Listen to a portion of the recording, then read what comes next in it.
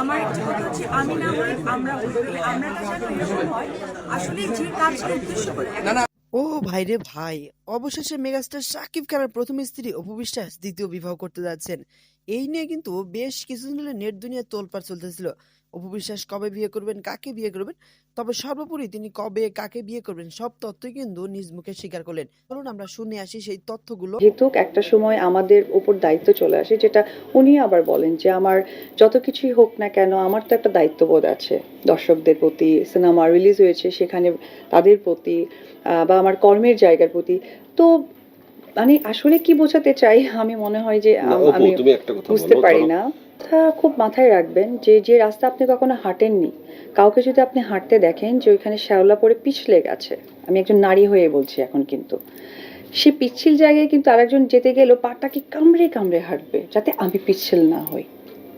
Right. So আমার মনে হয় এতে করে দর্শক যারা ক্লিয়ার হবার হয়েছে।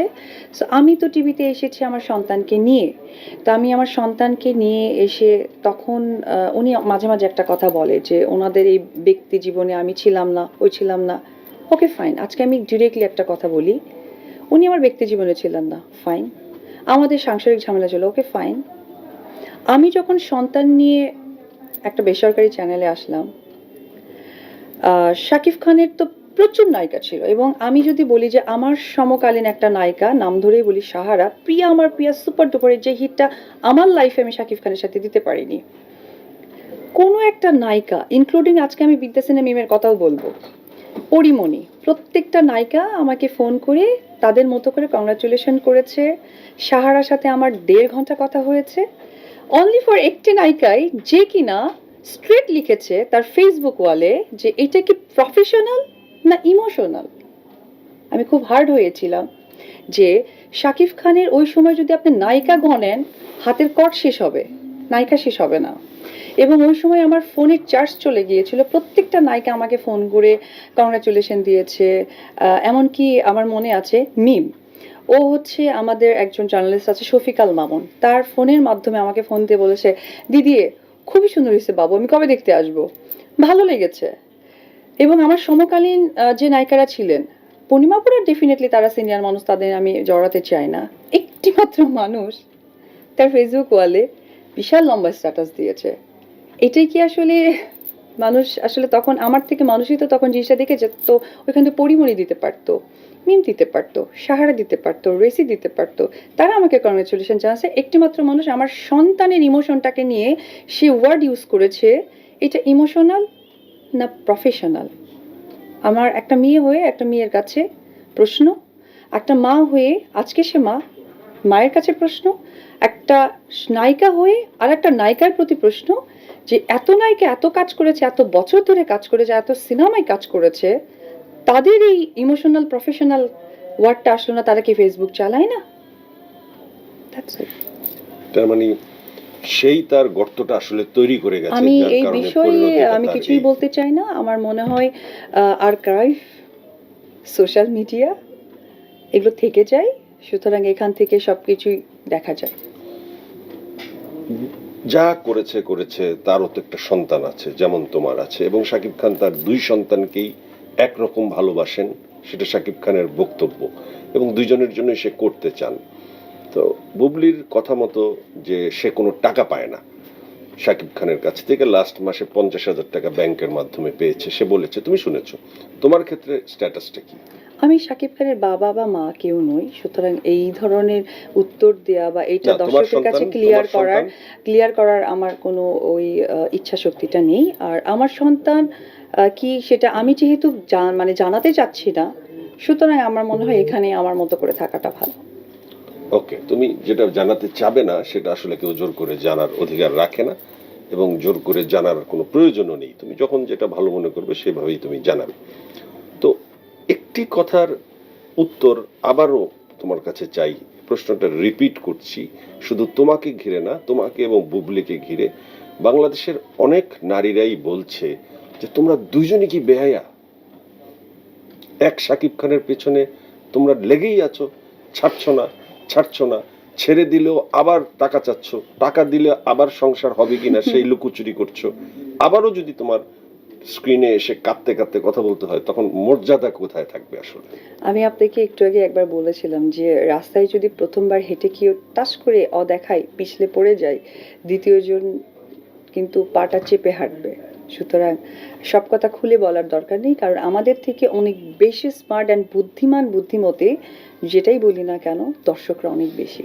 ওকে, শাকিব খানের সাথে যখন তোমার বিয়ে হয় তখন তুমি ধর্ম পরিবর্তন করে মুসলমান হও।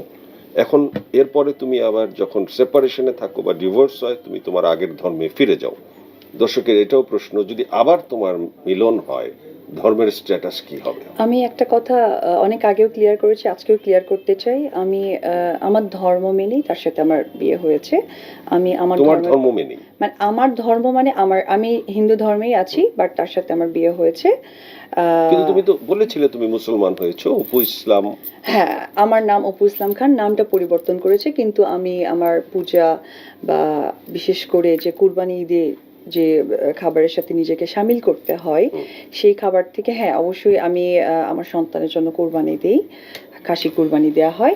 কিন্তু আমি আপনার প্রোগ্রামে বলেছিলাম যে না, আমি আসলে যখন আমার বের হয়েছিলাম অনেক প্রোগ্রামে আমি বলেছি যে সবকিছু যেন ঠিকঠাক হয়ে যায়, কারণ আমার কাছে মাধ্যম মনে হয়েছিল যে হয়তোবা মিডিয়াতে বললে খুব ভালো হয়, যেটা আমি একদমই খুব কি বলবো একটা ছেলে মানুষের পরিচয় দিয়েছি, কারণ ভুলে গিয়েছিলাম যে বেলা শেষে আমি একজন আর্টিস্ট, আমি একজন চিত্রনায়িকা, যেখানে অনেক কিছু বলার মাঝেও কিছু না বলার কথা রেখে যেতে হয়।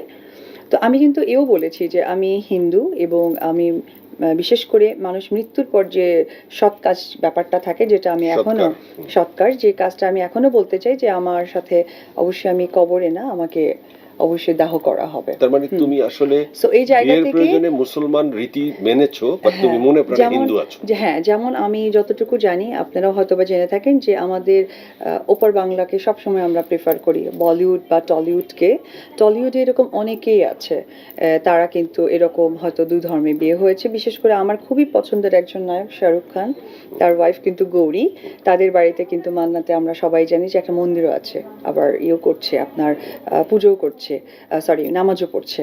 আবার আমরা যদি বলি কারিনা কাপুর খান, যেখানে সারা আলী খান, তো এই ধরনের প্রচুর কিন্তু আমরা জানতেই পারি, যেটা হয়তোবা আমরা শোবিজের জন্য আমরা নাম ধরে বলতে পারছি, এরকম অনেকেই আছে যেটা হয়তোবা আমরা দেখতে পাচ্ছি না, কাছের বন্ধু বান্ধব আত্মীয় স্বজন, তো তার পার্ট অফ আমি। সুতরাং আমাকে নিয়ে মানে ধর্ম নিয়ে বিভ্রান্তি হওয়ার কোনো কারণ নেই। আশেপাশে যারা এই প্রশ্নটা আমার উপর ছড়ে তাদেরও আছে।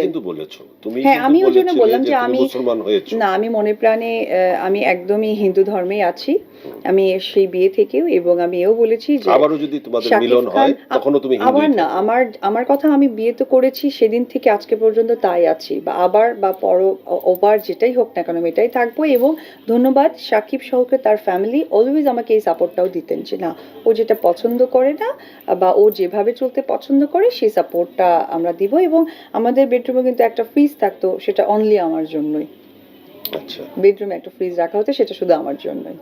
ওকে, তাহলে বিষয়টা এরকমই যে আসলে সাকিব এবং তোমার সংসারের আমাদের ভালোবাসা, উত্থান পতনের সময় বুবলির আগমন এবং বুবলির চলে যাওয়া, শুধু সাথে একটি সন্তান উপহার হিসেবে পাওয়া। আমি না, আমার কথা বলি, আমাদের ভালোবাসা, বিয়ে, সন্তান, রেসপেক্ট, ধর্ম। তবে আমি সাকিবকে রেসপেক্ট করি তার ধর্মের জায়গা থেকে, সাকিব আমাকে রেসপেক্ট করে আমার ধর্মের জায়গা থেকে। সাকিবের প্রতি তোমার রেসপেক্ট বিন্দুমাত্র কমে নাই?